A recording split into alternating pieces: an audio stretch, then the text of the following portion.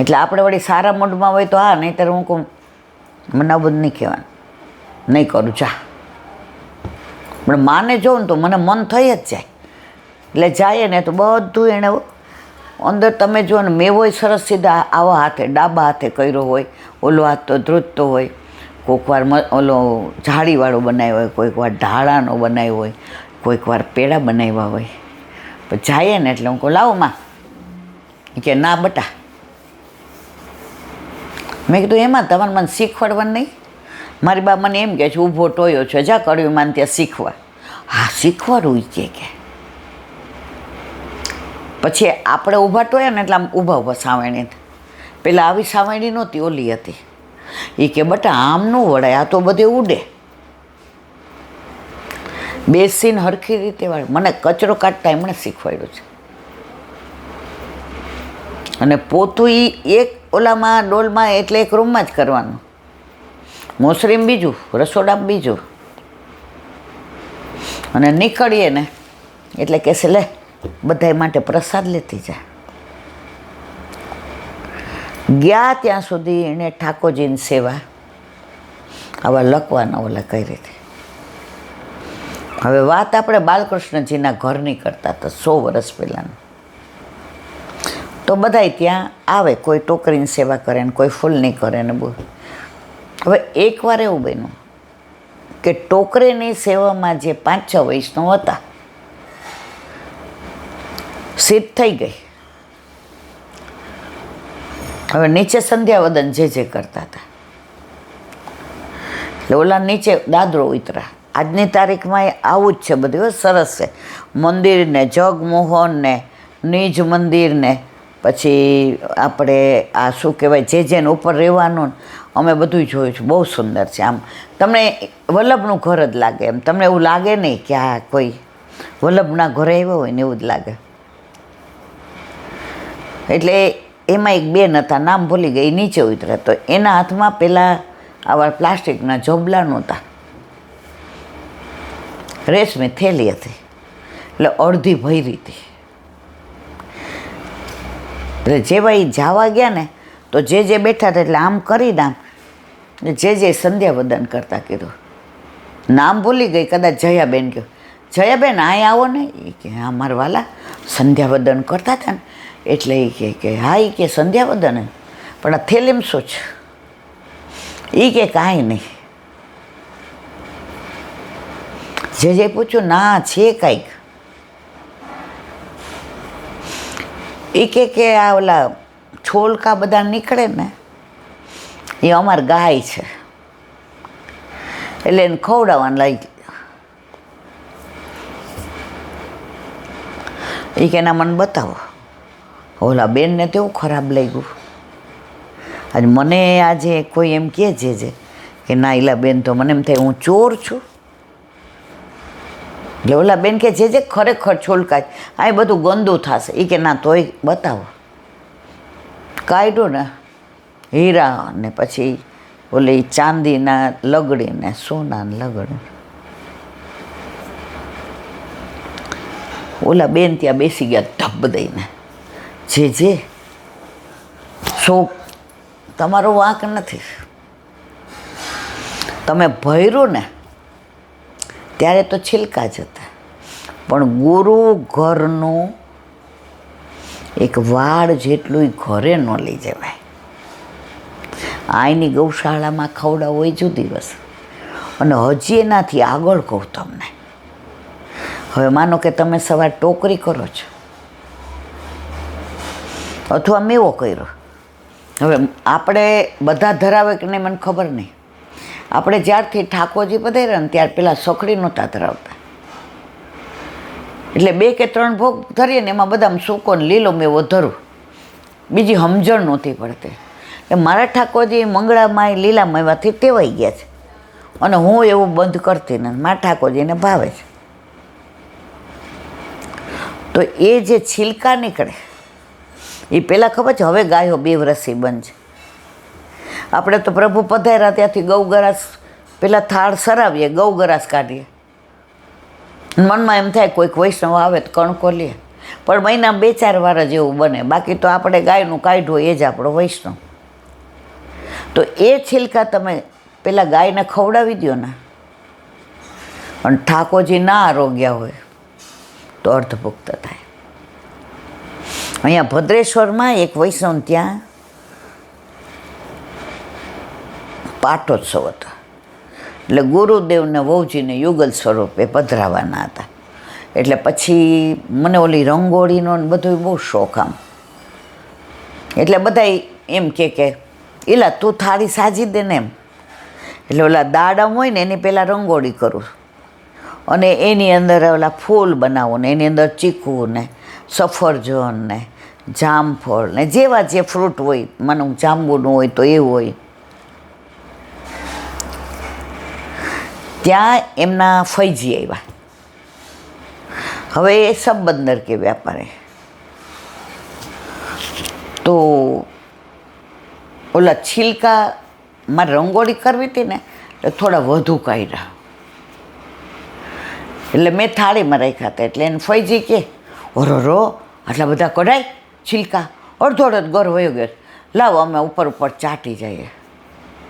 તો ત્યારે આપણા ઘરે ઠાકોરજી નહોતા બિરાજતા, આ તો લગભગ 35-40 વર્ષ પહેલાંની વાત છે. હવે આપણે તો નાના 35 વર્ષ પહેલાં હું 35ની ન હોઉં, અને ઘરમાં ઠાકોરજી નહોતા, એટલે બીજી મને એટલી બધી જે બધાને ખબર પડે એ નહોતી પડતી. હું તો મારી ઓલી થાળીમાં જે પધારવાના હતા, એટલે એક બાજુ આરતીની ઓલું મગ ને બધું લઈને ચોંટાડીને કર્યું હતું. બધા કે મેં તો મને આ બધું બહુ ગમે છે એમ, અને એ આરતીનું થઈ ગઈ તૈયારી, એટલે હું આ સજાવતી હતી. એટલે મારું ધ્યાન એના તરફ હતું ને, એ શું બોલે એક કચિતામાં હતું. તો એ જેવા એમ કહેવા ગયા ને, એ બધી ત્યાં અંદરથી ઓલા બા આવ્યા. એ બેન મારા હમ અડતા નહીં. કીધું હા શું થઈ ગયું, ટાઈમમાં છે કે શું? મારો હાથ તો અટકી ગયો. એટલે ફૈબા ખીજાણા. પહેલાંના જમાનામાં ફયુંને ન કહેવાતું, પણ આ બાએ કીધું બેન મોઢામાં ન નાખતા હો. એ કે આમાં ગોર કેટલો બધો છે, આ તમે જ લઈ લીધું તમારા ભગવાન માટે. એ કે બેન તમે પહેલાં ચાખો ને એટલે આ અર્ધભુક્ત થઈ ગયું, પછી અમારા ઠાકોરજીને ના ધરાવાય. એ કે શું અર્ધભુક્ત ને આમ તેમ. હવે એ અન્ય માર્ગી એટલે સમજાવે કેવી રીતે? ઓચિંતાના આવી ગયા તો નણંદને કાઢવાય કેવી રીતે? પછી મને એણે આમ ચોટલો ખૈણો આવ્યા, એટલે એમ કે અંદર વહી જા. એટલે હું તો મારું ઓલું મેવાની રંગોળી કરતી હતી ને અંદર વહી ગઈ. પણ મને સમજાણું, એમણે બીજા વૈષ્ણવ બેઠા હતા ને, એ એમાં 2-4 મારા જેવા હોય ને, કાંઈ બધાને ઘર ઠાકોરજી નહોતા. એ કે બા કેમ નો? એ કે જોયો હવે જે પદાર્થ છે એ પહેલાં ઠાકોરજીને આપણે ધરાવ્યા, પછી સરાવીને જેને લેવડાવ્યા. હવે આપણે ધરાવીએ એના પહેલાં આ છાલ, એ તો પાછા શું કે કેળાની છાલ કેવી સરસ છે, લાવો ચણાનો લોટ નાખીને થોડું શાક બનાવી દો. પછી કેરી હોય તો કેરીના ટૂંક કર્યા હોય તો ગોટલામાંથી બધું ન નીકળે, એટલે એનો જીવ એમાં જ હતો. એટલે એ બાએ કીધું કે તમે ચાખો એ અર્ધભુક્ત થઈ જાય, કારણ કે પ્રભુને ધરાવ્યા પહેલાં એ છિલકામાં માનો કાંઈ નથી ને તમે ચાખ્યું ને તો અમારા ઠાકોરજી ના હારું. કેટલા પ્રાચીન વૈષ્ણવને પ્રભુના તત્સુખનો વિચાર. પછી ફઈબાઈ મૂકી દીધું. ત્યારે પ્લાસ્ટિકના જબલા બહુ નહોતા, એટલે કાગળ હતો. એટલે હું અંદર બધું મૂકીને આવી, એટલે મને ઓલા ભાભીએ કીધું, એ કે બેન આ બધું કાગળમાં ભરી લ્યો ને. પણ મેં સાંભળ્યું તો ગાયને દેવા નહીં જવાનું અને કચરામાંય નહીં નાખવાનું. એટલે મેં કાગળમાં બધું ભેગું કરી અને પિત્તળના ત્યારે એમની પાસે તપેલા હતા કલઈવાળા હોય એવા સરસ, એની અંદર મૂકી દીધું મેં. ઠાકોરજીને ભોગ આવી ગયો, સરાવ્યો, જે પધાર્યા ભોજી સહિત અરો ગાયું, એમની આરતી કરી. પછી અમે બધા પ્રસાદ લેવા બેસતા હતા. તો જે થાળ હતો અને જે રંગોળી જેમ સજાવ્યું હતું, બધામાંથી ગાયનું કાઢ્યું અને આટલો થાળ મને બરાબર યાદ છે. રસ ને પૂરી ને ખમણ ઢોકળા ને કઢી ને ભાત ને ના ફજેતો ને ભાત ને કચુંબર ને પાપડ તળેલા ને. એટલે મને કે હવે નાના એટલે દાદરા ઉતરવાય ચોથે માળે, એટલે હું એમાં અત્યારે તો એક પગથિયું ચડવું હોય તો 2 વાર વિચાર કરીએ કે સારું આજે આપણે આ ઓલો બંગલો લેવો છે, જોવા ગયા. મેં ભાઈ ઉપર નહીં, હવે તમે જોયો આ 3 પગથિયા ચડીને તો આવી રહી અમારી, તમેનું ઉમરનું કામ કરે. એટલે હું એ લઈને દેવા જતી હતી તો ઓલા ફઈબા કે ઓલો કચરો લેતી જા. હું નાની એટલે બધા, એટલે એ જે થાળ હતો ને એમાં નાખવા આવ્યા. બાએ ના પાડી, એ કે આ પ્રભુનો અધરામૃત છે અને આ તમે કચરો બોલ્યા, હવે 2 જુદું જ દેવાનું. એ કે ચીકણી જ રહી તું તો. એટલે ઓલા ફઈબા મોટા હતા ને આ નાના હતા. દરેકમાં આવી જાય આમ નહીં કરવાનું ના, પણ જે પુષ્ટિ માર્ગીય છે ને એ બધું સમજે, અન્ય માર્ગી ન સમજાય. તો મને બરાબર યાદ છે, હું ગાયને દેવા ગઈ ને તો પહેલાં મેં અધરામૃત દીધું અને પછી ઓલું બધું જે છિલકાને હતું દીધું. તો આવા ભગવદીઓનો સંગ મળ્યો ને એટલે અમને શીખવા મળ્યું કે કેવી રીતે કરવું ને કેવી રીતે ના કરવું. તો વાત ઓલા સુરતવાળા ઘરની કરતા હતા, ઓલા બેન અવાક રહી ગયા. જે હું એટલે તમે નથી જ લીધો તમારા ઉપર, એટલે ધર્મનો કાંટો કહેવાય. તમારા સાસુએ અમારે ત્યાં આવતા હતા ને મારા દાદાજીના સેવક એના પહેલાંય આપણા ઘરે આવતા હતા. એટલે અમે અહીંયા બધું જાણીએ ને એના કરતાં તમે વધુ જાણો. પણ મારે તમને એ જ કહેવું હતું કે ગુરુ ઘરના છિલકા એ લઈ જવાય નહીં. આ મને એક વૈષ્ણવે કીધું હતું. એટલે દેવદ્રવ્ય ગુરુદ્રવ્ય બને એટલું ધ્યાન રાખવાનું. અમારા સૌરાષ્ટ્રમાં તો વૈષ્ણવનું ન લે, ભયબંધી છે તો એકબીજાને સાડી દો પહેરવા માટે, બાકી ઠાકોરજી માટે તો મને યાદ નહીં સૌરાષ્ટ્રમાં કોઈ લાણી કરે ઠાકોરજીને. હમણાં જન્માષ્ટમી ઉપર તો એક બેને કંઈક પાઠ કરાવ્યા, હવે તો બહુ ઓછું થઈ ગયું, બધા સમજી ગયા કે આ બધું ના કરાય, તો ગુંજામાળાને લાણી કરી. હવે જેટલા એને ઘરે ગયા હતા ને એણે કીધું કે રિક્ષાને પૈસા કેટલા થાય, તમે આવ્યા છો. આ પહેલાં તો આવું બધું હતું, આવવા ભક્તિ કરવા જાઓ એટલે બધાને પૈસા દેવાના. આપણે આપણા માટે થાય છે કે ભક્તિ વેચવા જાય છે. હવે આ સત્સંગ બધા એટલે કે અમારે નથી લેવાના. એ કે કાં આપણે તો દર વખતે તો દઈએ, એ કે ત્યાં સુધી બરાબર હતું, હવે અમે ન લઈએ. પછી બધાને ગુંજામાળા આપી તો કોઈએ ન લીધી. બધા એને કે કેમ આપણે તો દર વખતે ગયે વખતે એ કે મેં તમને બધાને મોરપીંછની પાઘને બધું નહોતું આપ્યું. એ કે ત્યારે સમજતા નહોતા, અમે ન લઈએ. કોઈએ પછી કીધું એ કે 12 મહિને એકવાર જન્માષ્ટમી ગુંજામાળા બદલાવાની હોય. જે પ્રભુ પોતાના હૃદય ઉપર ધારણ કરે. અને અમારા પ્રભુ હીરા મોતી માણેકને એવું તમને સામર્થ્ય છે ધરાવો, બાકી ગુંજામાળા ધરાવો તો એ મારા માટે હીરા મોતી માણેક. તો અમને એવા 8 કે 15 રૂપિયાની ગુંજામાળા આવે. અમાર ઠાકોરજીની એમ બીજાની ધરાવીએ લાણીમાં. હવે કોઈ લીધું ને, ઓલા બેનનો મારા ઉપર ફોન આવ્યો ખખડાવીને, તમે આવું ને આવું કેમ બોલ. મેં કીધું અલા હું બોલતી નથી અને મને ગુસ્સો કોઈ ઉપર ન આવે. પહેલાં બહુ આવતો હતો નોકરી કરતા ત્યારે.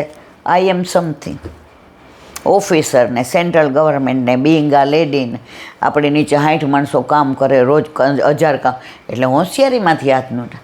પછી ખબર પડી આ તો બધું ખોટું છે, આ બધા પાણીને પરપોટા છે. સાચું આ જ છે, હરિનામ, બીજું બધું ખોટું છે. એટલે મને કે મારે 50 ગુંજામાળા પડી રહી. તમારે અઠવાડિયા પછી બોલાય ને મેં કીધું હું તો વર્ષોથી હું નથી બોલતી.